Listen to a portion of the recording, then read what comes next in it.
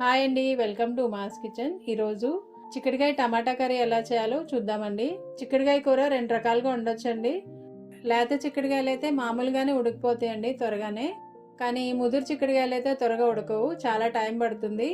ముందు ఉడకబెట్టుకుంటే కర్రీ చాలా త్వరగా అయిపోతుంది, 10 నిమిషాలు కూడా పట్టదు. మనకి టైం లేనప్పుడు ఇలా ఉడకబెట్టుకుని వండేసుకోవచ్చండి.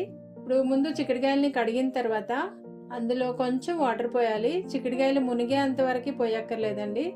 హాఫ్ గ్లాస్ వరకు వాటర్ పోసుకుని మూత పెట్టుకుని ఉడకనియాలండి.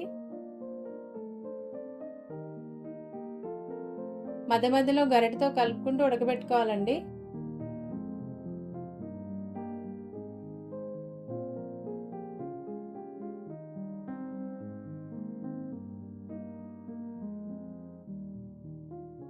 చూడండి, చిక్కుడుకాయ ఇలా ఉడికేంత వరకు ఉడకబెట్టుకోవాలి. ఇప్పుడు చిక్కుడుకాయలు ఉడికిపోయినాయి కదా, ఇప్పుడు వీటిని పక్కన పెట్టుకుని తర్వాత స్టవ్ మీద ఒక కడాయి పెట్టుకుని అందులో 2 టేబుల్ స్పూన్ల వరకు ఆయిల్ వేసుకోవాలి. ఆయిల్ కొంచెం వేడైన తర్వాత ఒక ఉల్లిపాయ కట్ చేసుకుని వేసుకోవాలండి.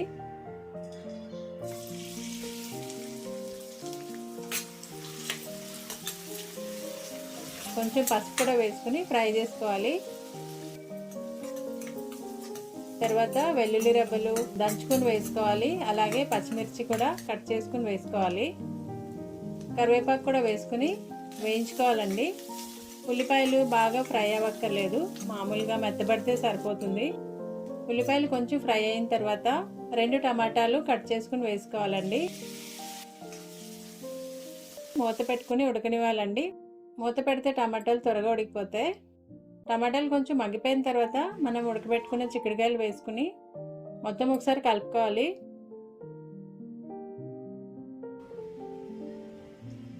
మీరు తినే దాన్ని బట్టి ఉప్పు ఇంకా కారం కూడా వేసుకుని మొత్తం ఒకసారి కలుపుకుని మూత పెట్టుకుని ఉడకనివ్వాలండి. చిక్కుడుకాయలు ఆల్రెడీ ఉడికిపోయినాయి కాబట్టి ఎక్కువ టైం పట్టదు. కారం వాసన పోయేంత వరకు ఉడకనివ్వాలి. 5 నిమిషాలు ఫ్లేమ్ని మీడియంలో పెట్టుకుని ఉడకనివ్వాలండి.